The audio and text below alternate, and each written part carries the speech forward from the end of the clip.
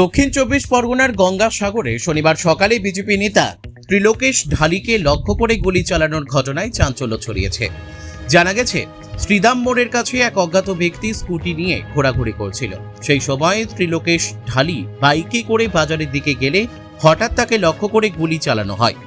গুরুতর জখম অবস্থায় স্থানীয়রা তাকে সাগর হাসপাতালে নিয়ে যান। প্রাথমিক চিকিৎসার পর গুলি বের করা সম্ভব না হওয়ায় তাকে কাকদ্বীপ মহকুমা হাসপাতালে রেফার করা হয়েছে। ঘটনার প্রতিবাদে রুদ্রনগর বিডিও অফিসের সামনে বিজেপি কর্মীরা বিক্ষোভ দেখান ও রাস্তা অবরোধ করেন।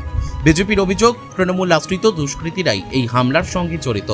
তবে শাসক দলের পক্ষ থেকে এখনো কোনো প্রতিক্রিয়া মেলেনি। তৃণমূল কংগ্রেস বেছে বেছে বিজেপি নেতাদেরকে আক্রান্ত করার চেষ্টা করছে এবং মেরে ফেলার চেষ্টা করছে। শাসক দল যে এটা থেকে প্রমাণিত, শাসক দল পরিষ্কার ভয় পেয়ে গেছে বিজেপিকে। 2026-এ এই সাগরদ্বীপের মানুষ যোগ্য জবাব দিয়ে দেবে এই তৃণমূল কংগ্রেসকে বাংলা থেকে উৎখাত করি। ধিক্কার জানাই তৃণমূল কংগ্রেসকে। ইমিডিয়েট যে সমস্ত দোষীরা আছে দোষীদেরকে অ্যারেস্ট করতে হবে, তার জন্য আমাদের এই পথ অবরোধ। যতক্ষণ না দোষীরা অ্যারেস্ট হচ্ছে আমাদের পথ অবরোধ চলবে। হ্যাঁ, কীভাবে ঘটনা কীভাবে ঘটলো জানি না। প্রত্যেক দিনের মতো বাবা সকালবেলা একটু কপিলমুনি মন্দিরে যায়, ওখান থেকে ফেরার পথে পিছন দিয়ে কেউ গুলি চালিয়েছিল, গাড়িতে লেগেছে হয়তো। পরে দেখা গেছে যে সামনে দিয়ে গাড়ি এগিয়ে নিয়ে এসে সামনে বুকে থেকে গুলি মারে, তো গুলি লেগেছে। এখনও জানি না। বাবার নাম ত্রিলোকেশ ঢালি। হয়তো উনি বিধানসভা ভোটে দাঁড়াতে চাইছে বিজেপি থেকে, এরকম কারণ না কারো হিংসা হতে পারে, ওই হিংসার কারণে হয়তো হয়েছে। আমাদের ঠিক ধারণা নয়। মানে এরকম গুলি কাণ্ড তো ভাঙড়ে থাকতো, এই সাগরে তো এইসব কাণ্ড ছিল না। মানে এখানে গুলি চলার কোনো ঘটনা, সাগরে এই পরিস্থিতি তৈরি হচ্ছে। এখন তৈরি যদি হয় সাগর বিধানসভা, আমাদের তো কিছু করার নেই। সমাজ ব্যবস্থা যেভাবে চলবে সেভাবে চলবে। আজ সকাল 7:30 নাগাদ শ্রীদাম গঙ্গাসাগরের কাছে আমাদের এক বিজেপি কর্মী, নেত্রীও বলা চলে, মাননীয় ত্রিলোকেশ ঢালির ওপরে গুলি চালানো হয়। সকালে উনি কপিলমুনি মন্দির থেকে যখন পুজো দিয়ে ফিরছিলেন, তখন উনি বাইকে করে আসছিলেন। একজন বাইক আরোহী স্কুটিতে করে আসার সময় ওই বাইক থেকেই গুলি করে ওনাকে হত্যা করার চেষ্টা করে।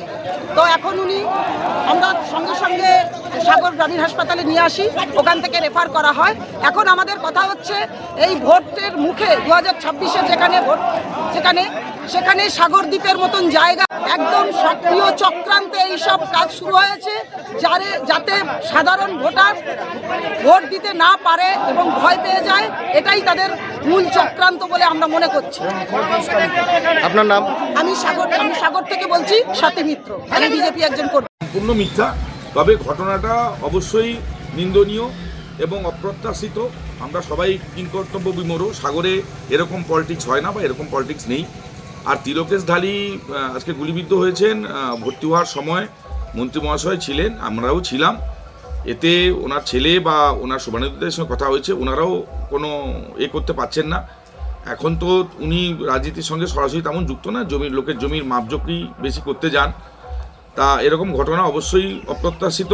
মন্ত্রী মহাশয় নিজে থেকে 2 থানার ওসিকে ডেকে নিয়ে নির্দেশ দিয়েছেন, যাতে যে অভিযুক্ত অনতিবিলম্বে তার গ্রেপ্তার করার ব্যবস্থা করানো হয়। এবং পুলিশ ইনিশিয়েটিভ স্টেপও নিয়েছে, বিভিন্ন জায়গায় নাকা চেকিং করছে।